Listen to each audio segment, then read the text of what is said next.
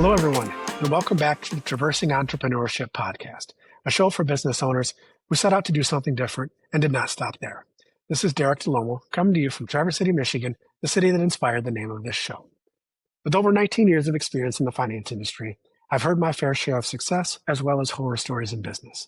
On this podcast, I enjoy sitting down with a variety of entrepreneurs to talk about what it takes to build a successful business, including all the ups and downs that come along with doing something different and paving your own way in life. In today's episode, I'll be interviewing Beau Eckstein. He owns Business Ownership Coach and Emerge Lending Group. Business Ownership Coach and Emerge Lending Group provide SBA loan advisory services, business ownership services, and franchise consulting services. With over 26 years of experience helping entrepreneurs start, buy, and scale businesses, he specializes in funding strategies, matching clients with the right business opportunities. Join us today as we discuss his business, the importance of tax strategies, and the impact of social media on his growth. In today's episode, I'll be interviewing Beau Eckstein. He owns Business Ownership Coach and Emerge Lending Group. He provides business ownership coaching services, SBA loan advisory services, and franchise consulting services. With over 26 years of experience helping entrepreneurs start, buy, and scale businesses, he specializes in funding strategies and matching clients with the right business opportunities. Join us today as we discuss his businesses, the importance of tax strategies, and the impact of social media on business growth. Welcome to the show, Beau. Thanks for being here. Thanks for having me. I'm excited to be here. So, Beau, can you give us a little bit of your story? How you got here, what life was like, before you started the businesses, and what propelled you to take these steps? Sure.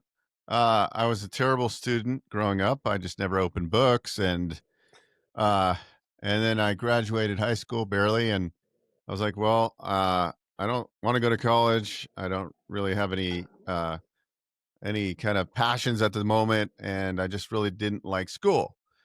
And so, I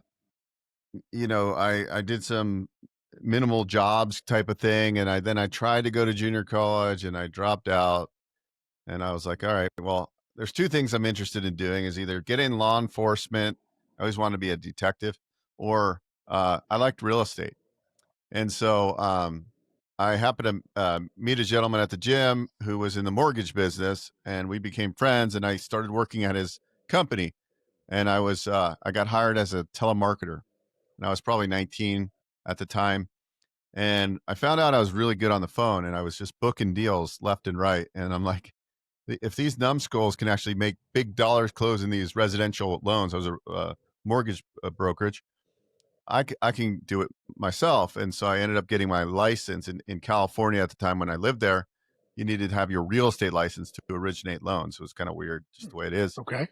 And so I got my real estate license, and then I quit working there because I ended up not really liking the gentleman I worked with.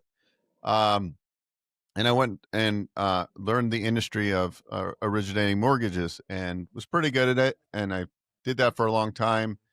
And then in 2005, I was working at another big mortgage brokerage, and my business partner at the time got the idea of opening a branch in Nevada, because Nevada was a 3-hour drive from us, and it was a brick and mortar state, meaning you had to have an office there. So I actually moved to Lake Tahoe in my 20s, and I opened the first Nevada branch for this mortgage company. And then I got the smart idea of buying a bunch of real estate in 2007. We all know what happened in 2007.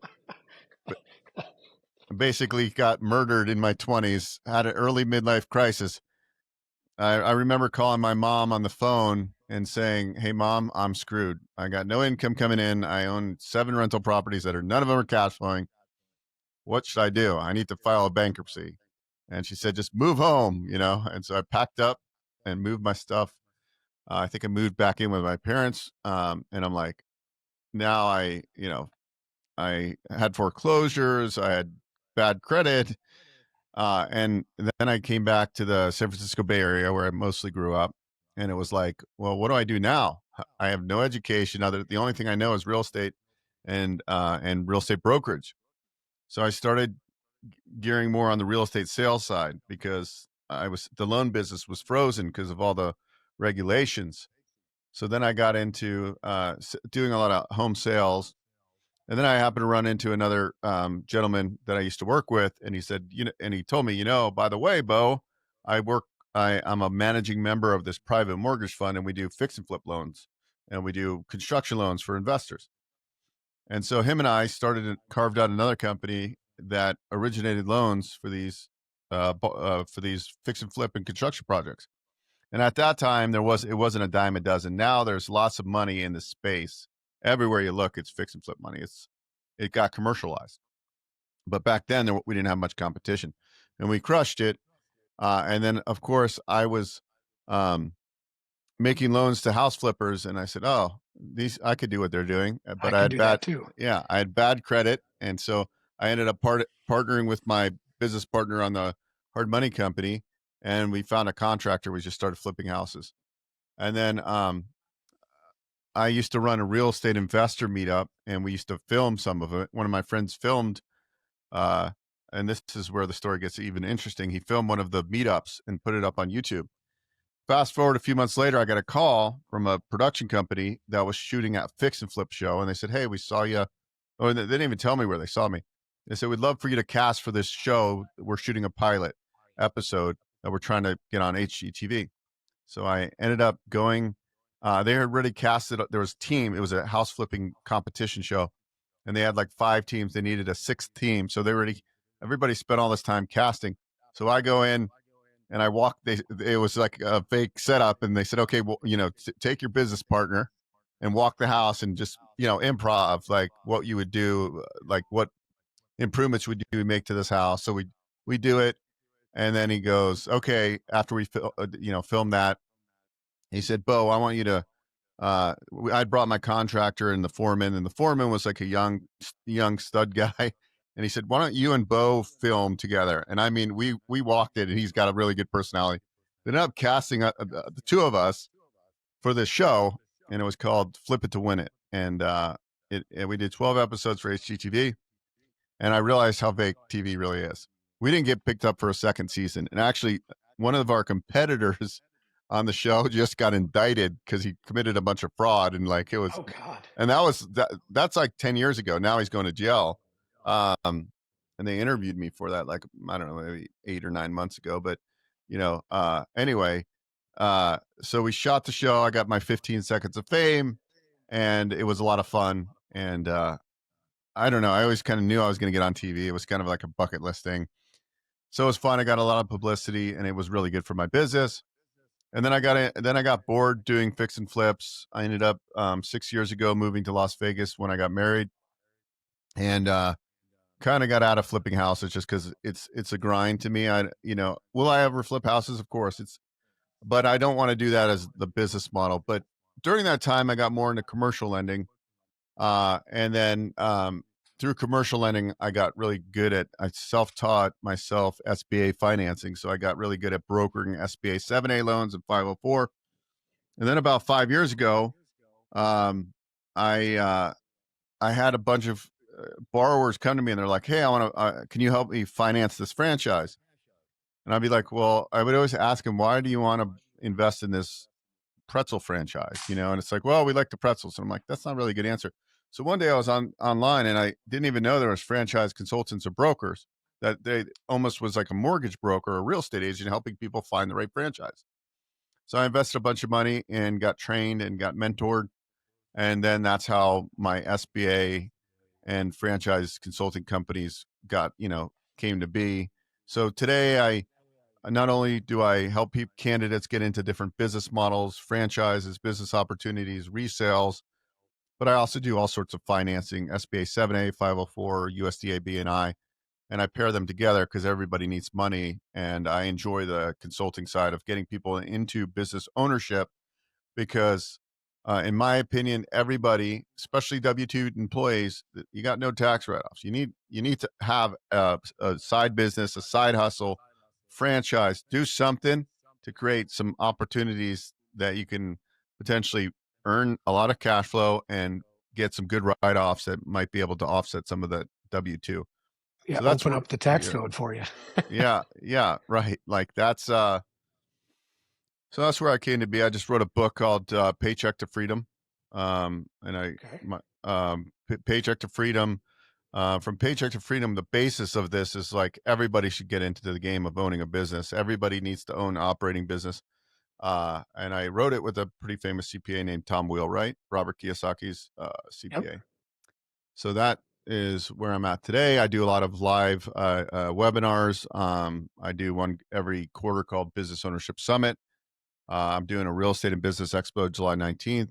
So like to share the message. My company's goal is to help 1 million aspiring entrepreneurs become successful business owners in the next 10 years. That doesn't mean I'm helping them one-on-one, but they hear me on a podcast like this. They read a book.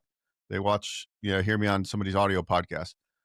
They attend one of the webinars. And I think 1 million touches is pretty, with YouTube and Facebook and all these things, and having a team of 4 virtual assistants in the Philippines that help me get my message out. I hope to accomplish that goal. Yeah, I don't think that's an unreasonable amount. I mean, just in the amount of stuff you've done already, you've probably touched well into the 250,000. Yeah, I got 2 million views on YouTube already, so I'm on the So way. yeah, you're on the way. Yeah. So like with the Merge Lending Group, the SBA, loan advisory side, how are you guys then structuring the deals after? Like, I guess what I'm getting at is, how are you getting the financing done? Like, do you actually have, an SBA group that you are a part of, that you're writing the loans through the SBA, No. or is it you have bank partners? Yep. Good question. So we work with banks, credit unions, non-bank SBA lenders. Essentially, everybody underwrites off the SOP of the SBA guidelines, but everybody is completely different. Some Correct. banks don't like franchise startups. Some banks will only do SBA loans if there's real estate attached to the deal. We know how to navigate all the deals. We just got a deal done that was, excuse me, I'm knocking on wood. We got a loan commitment, which is what you need. It's not done, but some of the biggest banks, we couldn't get it done. I was able to. Essentially the guy was working with 2 other banks, couldn't get the deal done. It's a great deal. I knew it was a great deal, except the problem was it's a $10 million business acquisition. And so the way we structured it was $5 million, which is your allowable aggregate for SBA 7A, a $2 million pari passu, which is a conventional loan that goes in senior position with this SBA loan, made by the same bank. And this was a non-real estate business acquisition. The guy that's buying the business is under 30, buying a $10 million business. He got a $2 million, or I think it's going to end up being, anyways, they're bringing in $1 million. So he's bringing in 300 grand. He's got an investor partner bringing in 7. So that's their 10% equity injection. We got the seller financing a little bit. So I think our proceeds with working capital end up coming close to 8 million, because we put like 600,000 or 700,000 in working capital. So anyways, we just finally got the loan commitment, because the commitment, once you get the commitment, it's, unless something crazy happens, it's going to get done. Yep. So there's not too many lenders out there that will do big airball deals without collateral. No. And so, he had a little bit of real estate that we're going to put a lien on some of this real estate, but we had a lot of airball on that. So being able to creatively structure deals and know which banks, which credit union to bring the deal to is why I get paid the big dollars. I don't get paid the big dollars, but I make a little bit of money. But that's why. Yeah. That's the art of the deal. That's why people come to me. And most of the time, not all the time, but majority of time on SBA 7A loans, I don't charge a fee. I get paid a referral fee. So I'm not even charging Okay. the borrower. So it's like a value add. Now, some of my smaller deals, like sub 150, I charge a packaging fee with one bank because they don't pay me a referral fee. But I'm very transparent with everybody I work with. Look, I got to Sure. get paid one way or the other. Right? It's just the way it works. But most of the time, they're not paying me, and I'm helping them get better terms, get the deal approved, where most people go to their local bank thinking, oh, I got a relationship, I run my money through it. They might not be good at SBA. You want to deal with PLPs, which is a preferred lender, meaning they can underwrite the deal and fund it in-house. They don't have to send the file to SBA. Yep. You can also run into problems with that too, though, because preferred lenders are protective of their preferred lending status. So if they get an airball deal, they're probably going to pass on it, just because. they're like, oh, if this goes south, then the SBA looks at us and is like, well, you put this one through, now you're on, review, and you're going to lose your SBA preferred lending status. I mean, I've seen both sides of that, right? Because like I was literally just trying to get one done, uh, for a physician client, in the southern part of the state, and turns out or they had more debt than I knew about, and the SBA lender was like, I'm not putting our preferred status in jeopardy for this loan.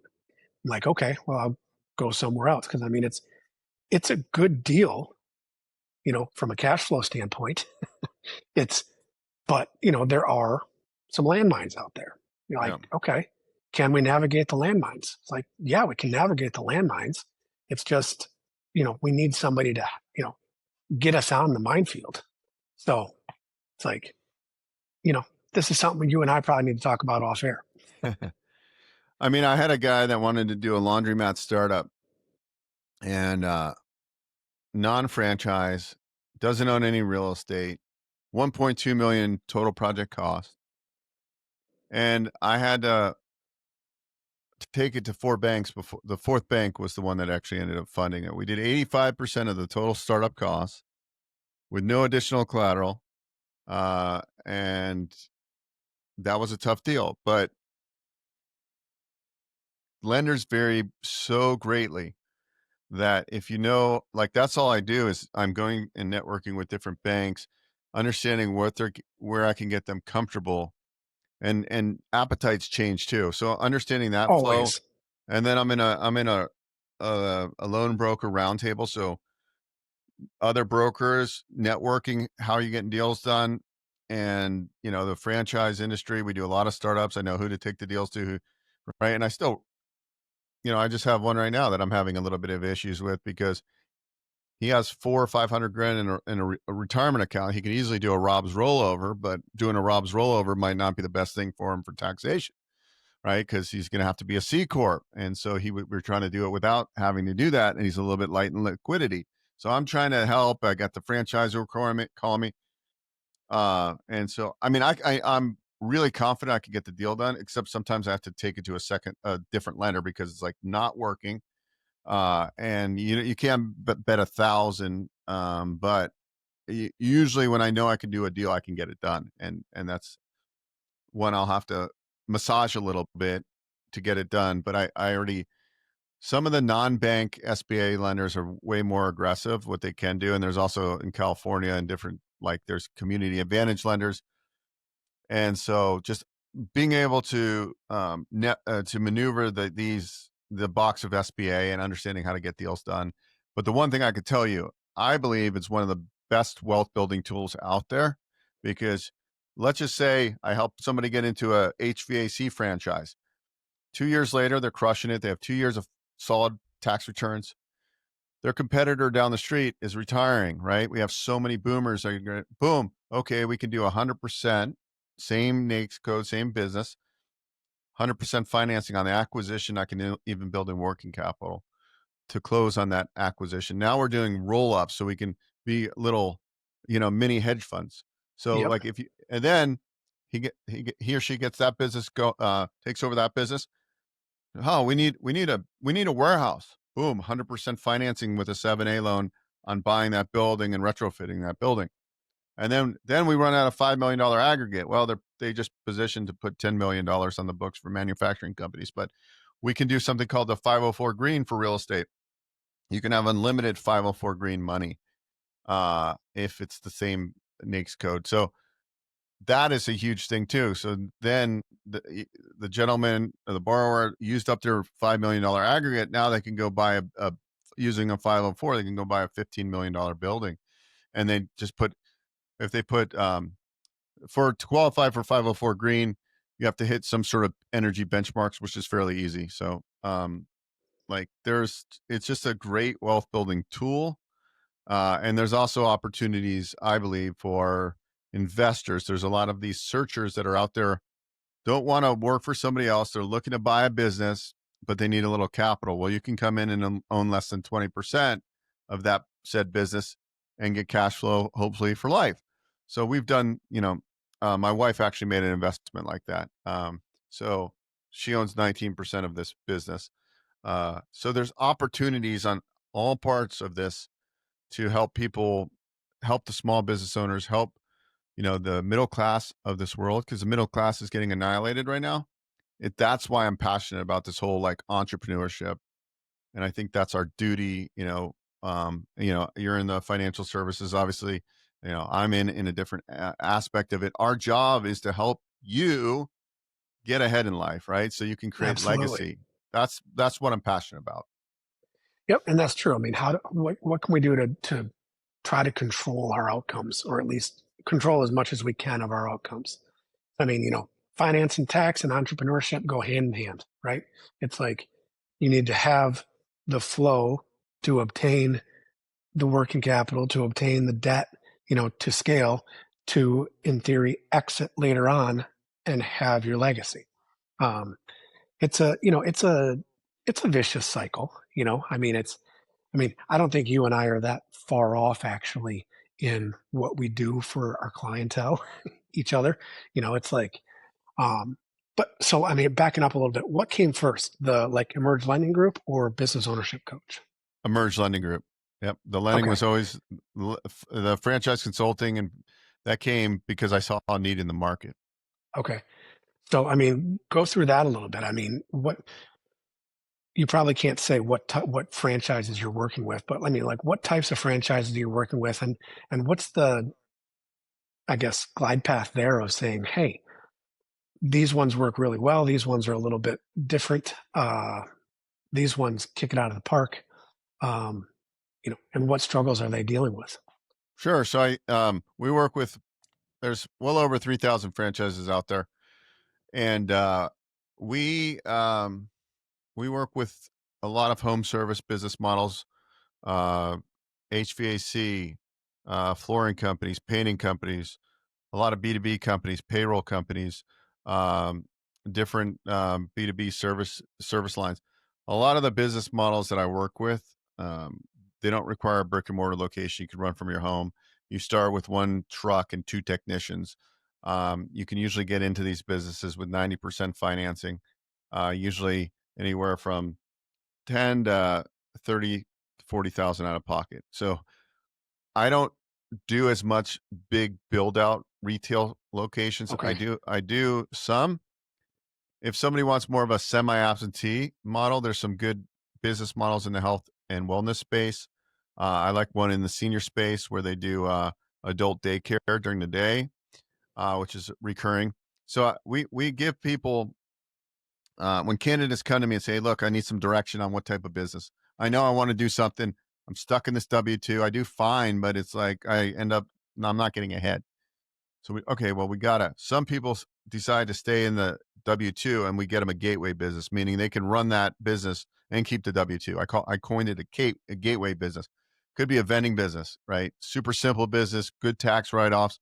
Um, we have business models that are in the coffee as a service business model. You provide coffee machines for employers that have 50, and every time employers getting billed 80 cents a cup, boom, right? So lots, that's recurring revenue. You don't need much employee count. So we unpack what your goals are, and then we give you something called a Zoracle profile, which is a business assessment specific to identifying and matching from a scientific level what type of business model would be best suited for you. We do a big Yep. intake, and that's how we work. So we have hundreds and hundreds of different business models. Granted, I probably only work with 20 or 30 the majority of the time. But sometimes somebody's really interested in a certain niche, and I go outside, I do the research, I figure out, and then we guide people through the due diligence process. We give them information on how to read a FDD, a franchise disclosure document, how to do validations, call other owners. That's where you can learn more about the business model, because you're going to get an And people love FDD. talking about themselves. So, Yeah, there you go. So that's really how we do it. I like to, when I do a business model review, at that time I've done the assessment, I've done the intake. I usually show the candidate anywhere from 6 to 10 different business models. I tell them to pick three. Let's deep dive on three of them that you like the best. And then I introduce them to the franchisors, and they have initial discovery calls. And then we go through the journey if they still enjoying learning about that business model. And hopefully there's two outcomes. One, hey, Beau, I learned a lot, but franchise isn't right for me. Perfectly fine. Or outcome two is, wow, we nailed it. I never thought I was going to be in medical staffing, and I love it. I love this industry. I talk to owners, and some of these guys are crushing it. Multiple seven-figure top-line revenue type of business. So there's all that and more. There's little businesses, there's big businesses, there's scalable, there's recurring revenue, there's wonderful selections, and a lot of great thought have gone into a lot of these business models. Not all franchises are created equal. Absolutely not. For some franchises are terrible. Some of them are just about getting an idea and then just selling hundreds of units without really proven model. So some of these franchise sales organizations, they launch an idea. It wasn't like a business that's been around. They started it as an incubator. Now they have 2 years, so they have one flagship location, and they're showing you the numbers from that location. Well, they put all their eggs, so of course it's going to look good, right? And then they sell the shit out of it, sell 50 or 100 units in like the first year. But we don't know if they are proven yet. Versus you can buy a well-established brand. So when we look at emerging versus well-established, we have to really dig inside and understand the credibility of the leadership team. If you're investing in a franchise that only has 3 or 4 open units, you got to do a lot of research. You really got to believe in the credibility of the leadership team, because there's not yet enough proof in the pudding. But doesn't mean it's not a bad investment. You just need to understand what you're getting into. So that's what we try to help people do, to get them into the right business model. And I use gateway businesses too. So I just got one gentleman into a vending business. It's not a franchise, a business opportunity. They help you get the business going. And then he got that up and running, and he's like, hey, Beau, I'm ready to do an operating business. So we're going to close on a commercial painting franchise. So we can help people in a lot of ways, because people sometimes don't have an income problem. They have a tax problem. So maybe that's a business. Maybe we get them into a laundromat franchise. Maybe we get them into a tree trim where you're buying $500,000 or $600,000 in Section 179 and bonus depreciation, tree trimmers and trucks and stuff like that. So we need to know what the person really wants. That's what I really enjoy doing. And a lot of people think, well, is it like owning real estate? I just buy this house and put a property. No, it's a business. It's got a million things. It's a living, breathing organism. You have to run this business. You have to understand business, and you have to put, even if it's semi-absentee, you have to learn the business, and it's going to take, all the heavy lifting is in the business. A lot of people preach semi-absentee, but it's like, yes, it can be semi-absentee, but maybe 2 years from now. Yeah, you got to put the work in to begin with. Yes. I mean, you have to understand what you're doing, what's happening in it, and all the moving parts. I will say, everybody preaches what? Passive income, semi-absentee, et cetera, et cetera. There's no such thing. Unless you're owning a publicly traded stock that pays a dividend. You have to put the work in. You have to understand what's going on to get to that point. So yes, 2, 5, 10 years from now, that could be a kind of autonomous passive income. But if something happens, you're still where everything falls back on. So you have to know what's going on. Totally. And that's where people miss the boat. That's why you see, there was a franchise that is in my inventory, and they sold this idea of a CEO model where you hire a regional director, and then a regional director hires local managers, and it makes complete sense. And then, in theory, you spend 10 hours a week in the business. The problem they didn't say is the first 18 months, that's not going to happen. It's going to take you 2 to 3 years to get to the point where you can spend 10 hours a week in the business. And most people don't understand that. And when you look at a franchise disclosure document, maybe in an item 19 where they show earnings of certain franchises in their system, you're going to always see a top quartile of performers, a middle, and a bottom. And some of that is like, look, people perform better than others. People are better at running systems, and so there's always going to be that. So that's why even in the best business model, people still fail, because they don't have the skill sets, and they're not open to learning. They're not coachable. You got to be coachable. You have to be able to learn from your mistakes almost. So I guess, speaking of mistakes, go back to like 2007, you were over leveraged. You had, 7 or whatever rental properties. None of them were cash flowing. You had no income coming in from the lending business because that was frozen up due to regulation. What did that kind of teach you about, now Emerge Lending Group and Business Ownership Coach about how you needed to structure things moving forward? You definitely, I was one that said, "Oh, I'm going to be a millionaire." In high school, I just said, I'm definitely going to be a millionaire," And so then I didn't go to college, and I was making a good money for a 21-year-old. Like, and when I was 21, I was making six figures, and it's like, I was so much further ahead than a lot of my friends that went to university. But if I really look back, the handful of friends that went to a high school with, uh, there's a handful of them that became really successful, and it's just interesting to unpack. But um, I'm going to write a book about instead of Rich Dad Poor Dad, uh, rich brother, poor brother. My brother's very wealthy. Well, not very wealthy. He's wealthy. And the one thing he did a lot different than I did early on was he was a great saver, right? And he every loaded his 401k, this, that. And there's something to be said about compounding your money, compound interest. And I was never good at that. I was always, The ninth uh, wonder of the world. yeah, I was always earning and then spending, and then it was, feast or famine when you're a commission-based person. So if I would have started just taking every check I got and just putting 10% away that I would never touch, my outcome right now would be totally different than it is today. And so what I encourage everybody to do is get these accounts set up, talk to your financial guy, get your account set up and have money coming out. A couple $100 there, a couple hundred every month, right? Because you don't miss a couple $100. I don't. And the thing is, if I don't get it out of my account, where does it go? It's wasted somewhere. So Spent. you got to get those buckets set up, and I didn't do that early on. So what the reason I one is I didn't really understand rental properties and investing at that time, because I would have never speculated on. Granted, nobody knew that Nevada real estate was going to drop 60% in value, and major banks failed, but I think what it taught me now is it's okay to be aggressive. You should always be aggressive, but also be strategic, meaning you got to be able to back up. If something goes wrong, you need to be able to think of your outcomes if something goes wrong.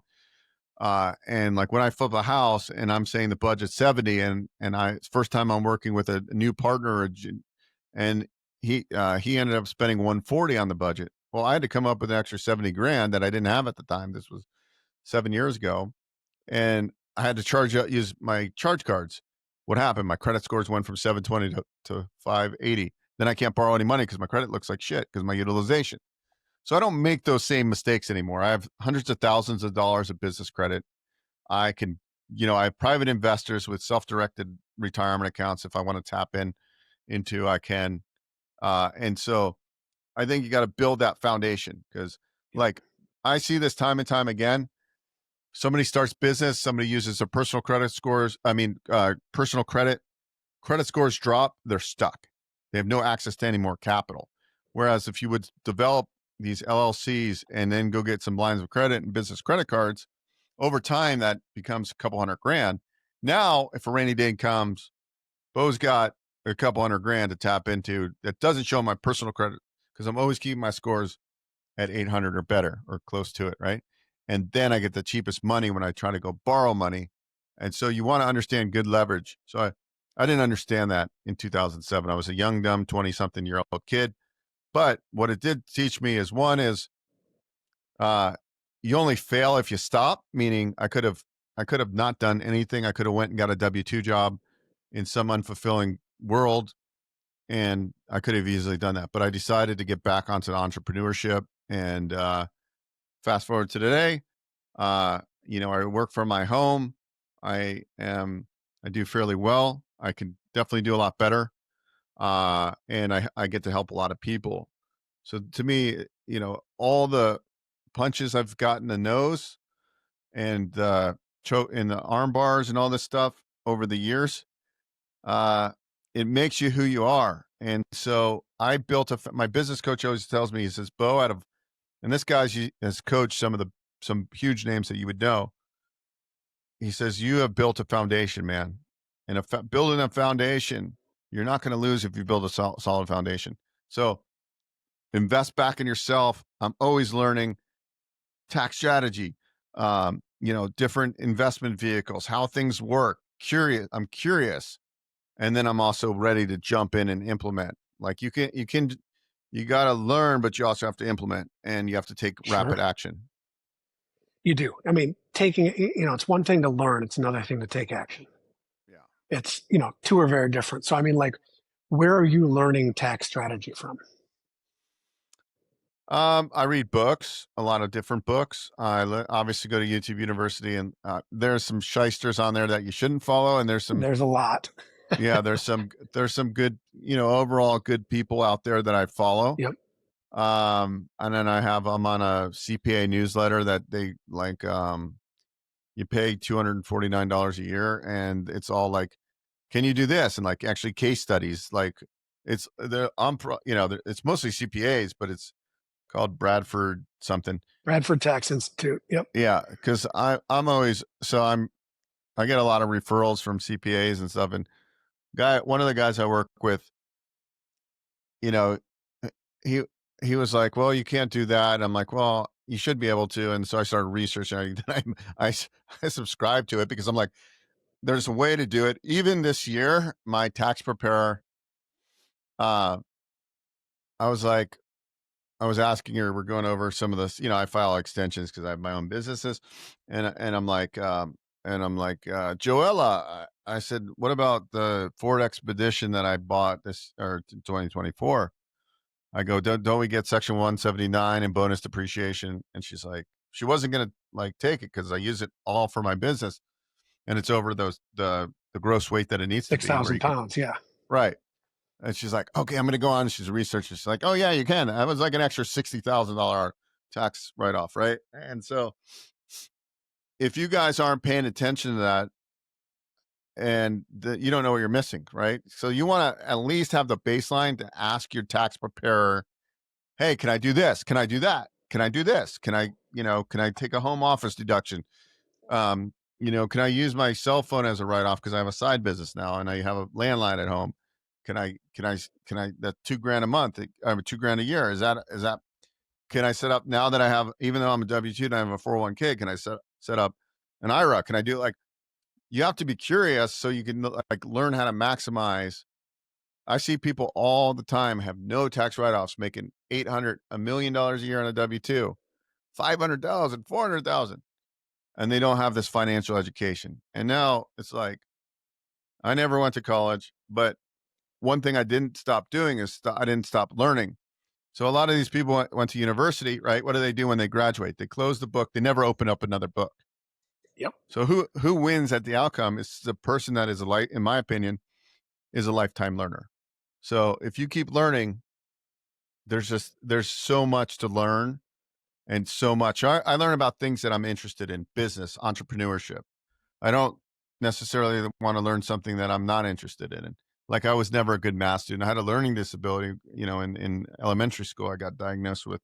So maybe that was part of it. I thought I was dumb. But I think it's important for you wherever you're at, especially if you're like unhappy and you have golden handcuffs at corporate, or maybe, and having a W-2 job is not the worst thing in the world. And maybe you love what you do, and that's perfectly fine. You still need a side hustle. You absolutely do. Because, I mean, the only caveat there is that your side hustle needs to be profitable. Otherwise, it becomes a hobby. Yes. Eventually, after, you got, what is it, like 4 years or You have three. You have yeah, 3 years. Yeah. yeah. Yeah. I So, mean, 3 years has got to turn a profit. right. It's So, it's like I had one client. They so they were taking care of their mother, in home care, and they put all the expenses on a Schedule C. And I'm like, what are you doing? They're like, oh, we're running all the expenses through a Schedule C to write them all off against our income. And I was like, that's fraud. I was like, you can't do that. I was like, you have to meet these tests to make sure yes. that the business is actual. They're like, oh, so again, one of those kind of shyster moves to be like, oh yeah, just put all the expenses for something else over here on the Schedule C, call it a business. You're like, yeah, Is the motive of the business to make a profit? No. Is the business making a profit? Well, does the business have any revenue? No. Does the business make a profit? No. It's not a business. That can't happen anymore. Right. If you So get audited, you're screwed, basically. absolutely. Yeah. I mean, you are, because I mean, that is the definition of fraud right there. That's not, Yeah. just oversight. That is Yeah. now, federal pound me in the ass prison fraud. Maybe not for 60 grand, but at the same time, it could be. Yep. Yep. So just be careful, just be careful because, like you said, side hustles are awesome. Just make sure you know what you're doing and do the due diligence to say, okay, what amount of time can I put into this? What is my reasonable expectation from a, income and profitability standpoint? Can I make this work given my, call it, what's the word I'm looking for? My commitments in my W-2 or family life? Because Totally. otherwise it's just not a good idea. And you probably should just stick to making 800 grand. If you can't, if you're bordering on fraud, don't do anything. That's good. Great point. Don't commit fraud. Know the rules.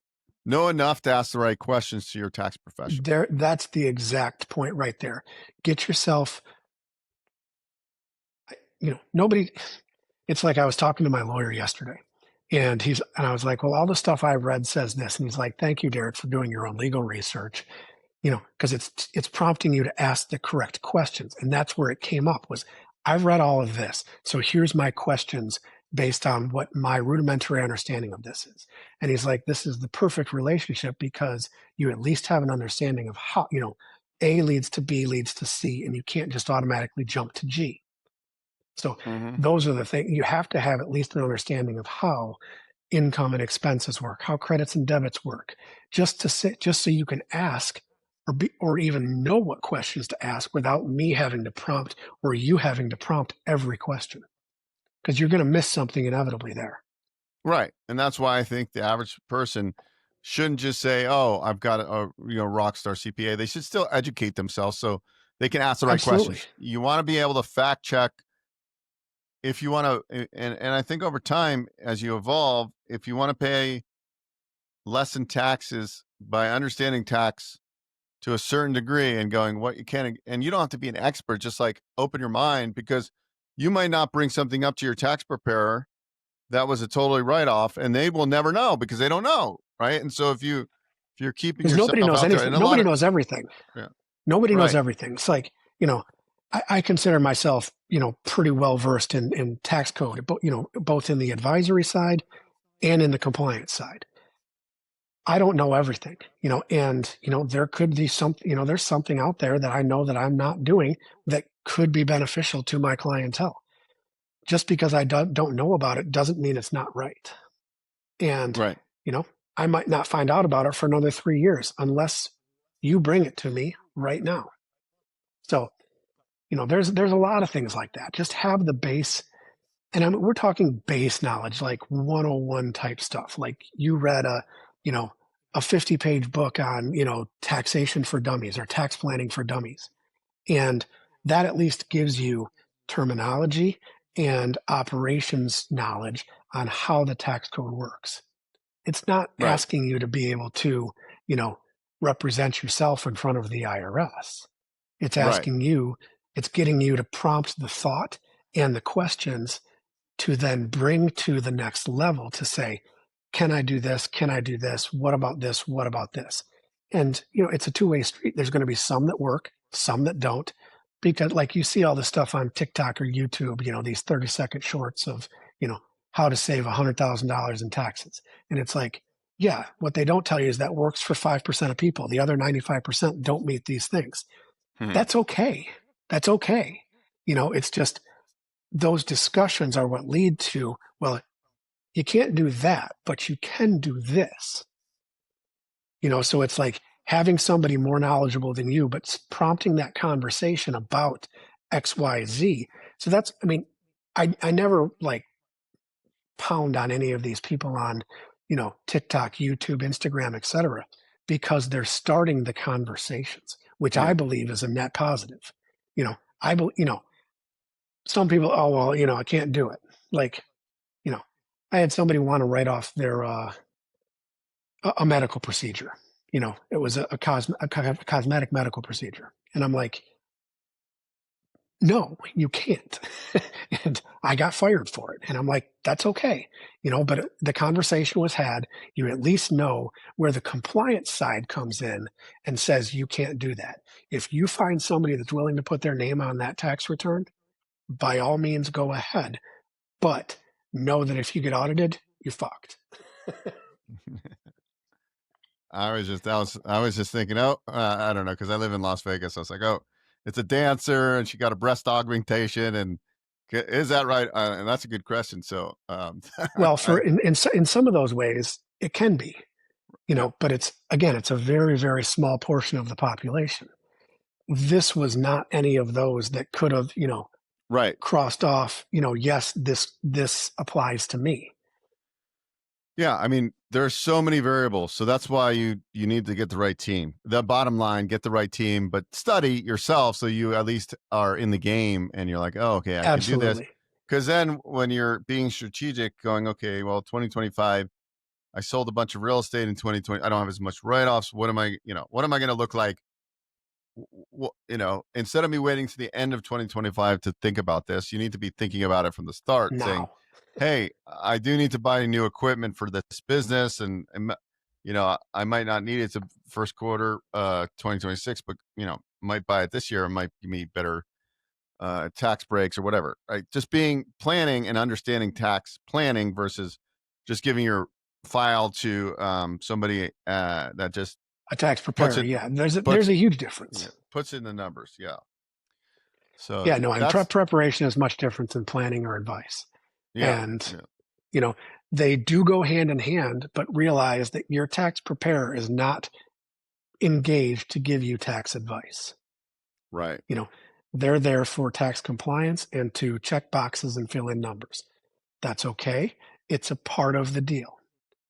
If you want tax advisory services or tax advice, you have to go and find somebody like, Beau or myself to put those forward looking things in motion and go through all of the potential compliance aspects, et cetera, for forward looking items in motion. Yeah, I'm not a CPA. I'm not an EA. I'm not but I do study all this stuff. But you definitely want to get the right person with the right initials behind their names to fact check everything you do. But Yep. as a potential aspiring business owner or a business owner, this is part of why I always talk about the triangle: tax strategy, operating business, buy real estate. Like if you do the triangle, you're going to win. So Yep. do the triangle. You're in a good spot. Like you said, the triangle. Tax strategy, operating business, buy real estate. That is the trifecta that nothing is ever bulletproof, but it makes you the hardest person to kill Yes. because you have different pieces there that are all working for you in concert. And when one struggles, the other one picks up. When another one struggles, the other one picks, et cetera, et cetera. You've got all these pieces. It's like having a bunch of different income streams.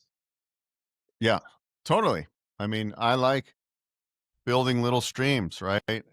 If you build little streams and if you vertically integrate your businesses, you have little streams that flow into this big stream. Uh, Sometimes some of the little uh, creeks that are flowing into the big stream, they cut off for a while. So you don't get, you're not getting, but the other streams of income are coming. So you're always got some money coming in. If you only have one stream of income, like back in 2007 when mortgages froze, I had no other, my hands were tied. I went from making, good monthly commission base to making nothing. And when that happens and you don't have any other income streams or you don't have a big reserve account, you're screwed. That's the other thing we do with people is we help them build a transition plan to help Big them old get reserve from account. Yep. to W-2. And so that's when we decide, hey, is a gateway business right for you? Or can you go full time into a business right now? And so that's also part of what we do, or I do. Um, it's bare minimum. It's like, do you have 6 to 9 months of reserves? Yes or no? Yeah. Like, what are your monthly expenses? I don't know. Okay, you have no idea. Yeah. Then they break out their monthly expenses, food, fund money, insurances, all that kind of stuff, rent, mortgage. It's like when they actually do that, they get scared, right? Because they're like, Oh oh my yeah. God, I didn't know I was spending 8 grand, 9 grand, 10 grand. I have people spending 12, 14 grand a month. And they like, I thought I was only spending like 6 grand. No, you're spending two times, three times that. Yeah. No, it's why, and it's never about how much you have. It's always about how much you spend. Yeah. It's wild.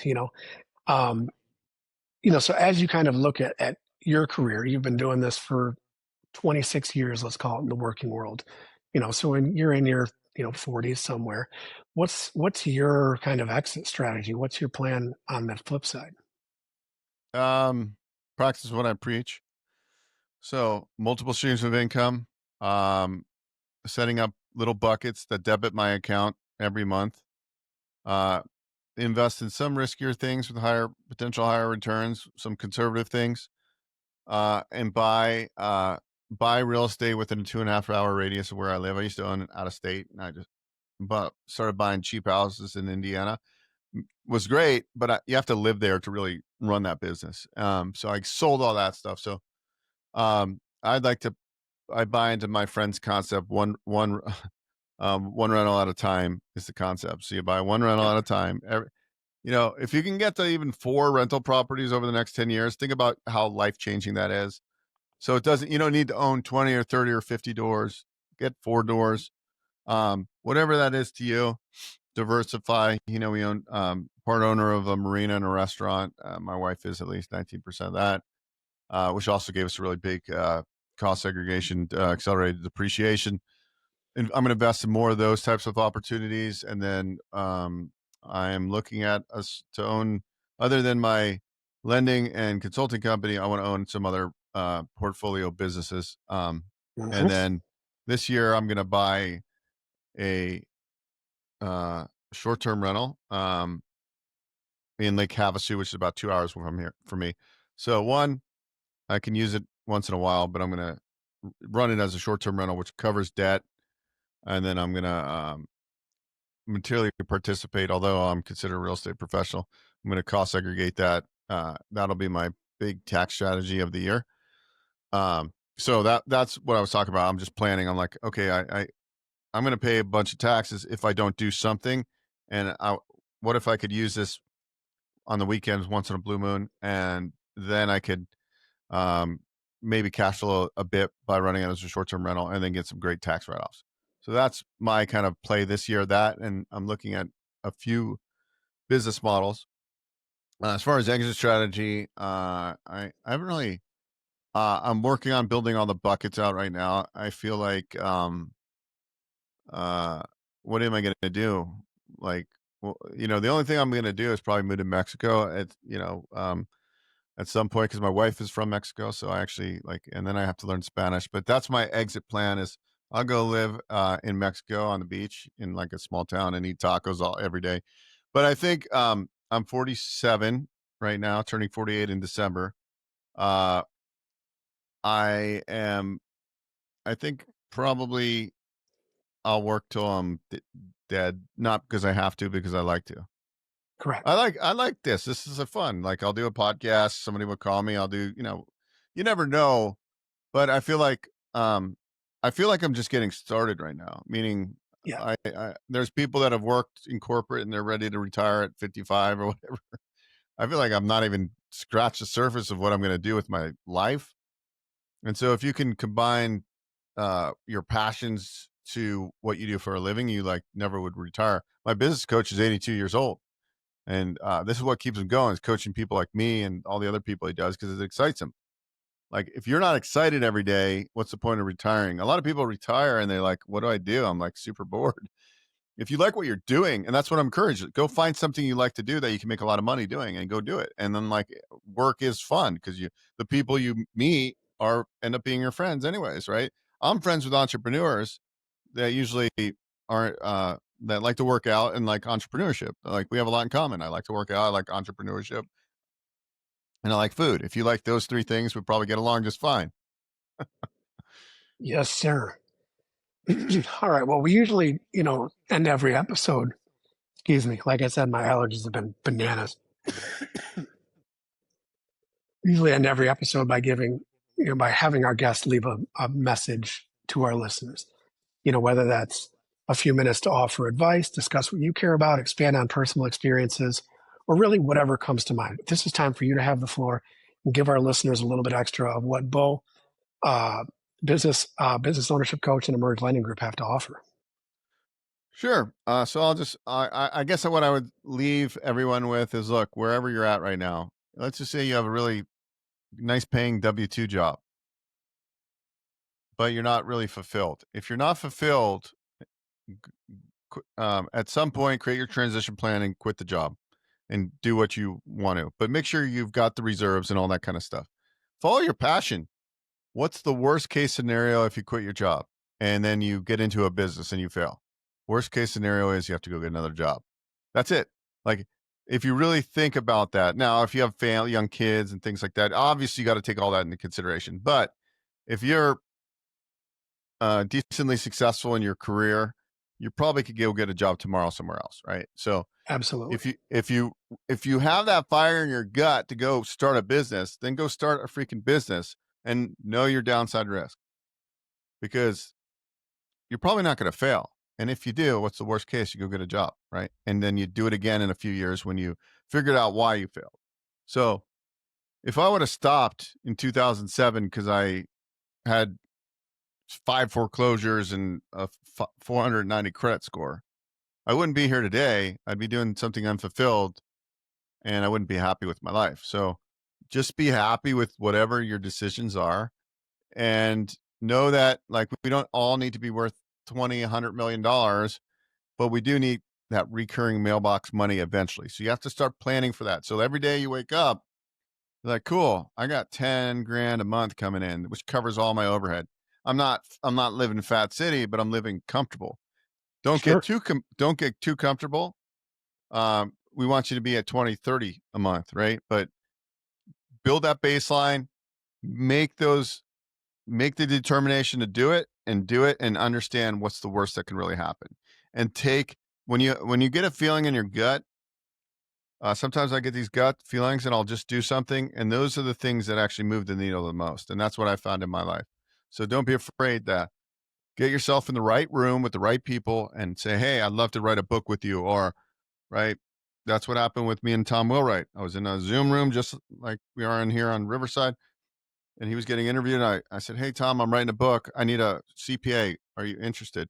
Got it. It was a better pitch than that. Fast forward a few weeks later, we decided to do the book together, right? Fast forward, he got Robert Kiyosaki to write the forward to the book.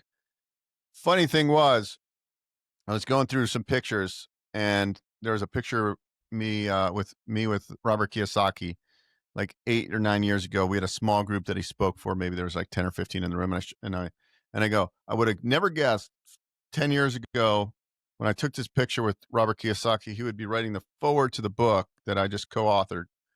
And so that's how things happen. If I would have never presented that to Tom, it would have never happened, right? And now I wrote a Right. book, and I never thought I would have written a book.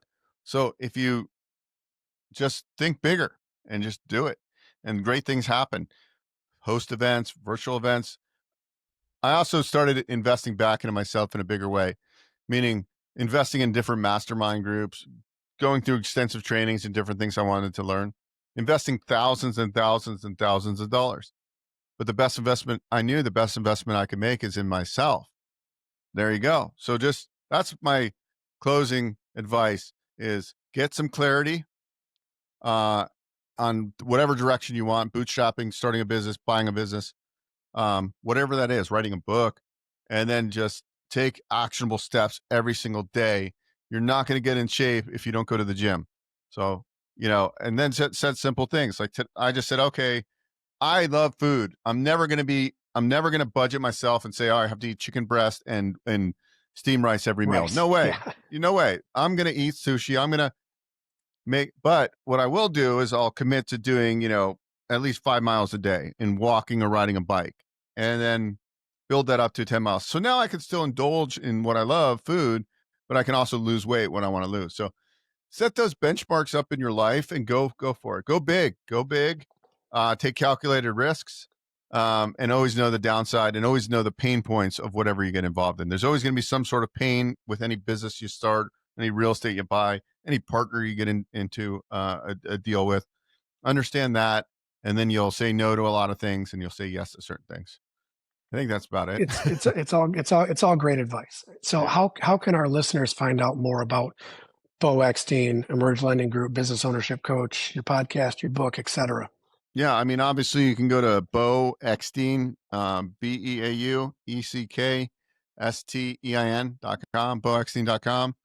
Or if you want to set up a call, you can just go to bookwithbeau.com, book a call. Whether you want to talk about SBA, getting some clarity in business, or buying a business. I'm happy. I talk to people all day, every day. I'm happy to give you my 2 cents and say, hey, this might be, I like to add value in people, whatever the direction they want to go. And some people say, look, stay what you're doing. You're doing great. But,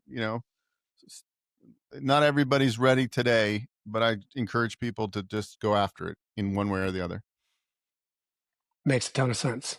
All right. Well, as you know, my name is Derek DeLomo. I'm the owner of both Tremonti Financial Consultants and Tremonti Tax Solutions, together referred to as Tremonti. Tremonti bridges the gap between financial advisors and accountants and CPAs by serving as CFO to our clients. We specifically love to work with business owners to develop proactive tax strategies that maximizes after-tax profits. It's our job to help you earn more, be more efficient, and pay as little in taxes as legally possible. This idea piques your interest, please go to TremontiTax.com and book a 15-minute chat with me. Whether or not we end up working together, I'd love to hear from you. With all that said today, Beau, it was really good talking to you. Thanks for having me. It was a lot of fun. I love getting all excited about all this kind of stuff. It's just, this is what I like to do. This is the kind of stuff that fires me up. So yeah, thank you for having me. Absolutely. It's all good. I love nerding out with other people. So for those of you listening today, if you enjoyed today's episode and had a few helpful takeaways, we'd love for you to leave us a review on Apple Podcasts and share this episode with other business-minded friends. This has been another episode of the Traversing Entrepreneurship podcast. We had fun today and hope you did too. Thanks again, Beau, for being here, and thank you for tuning in and listening.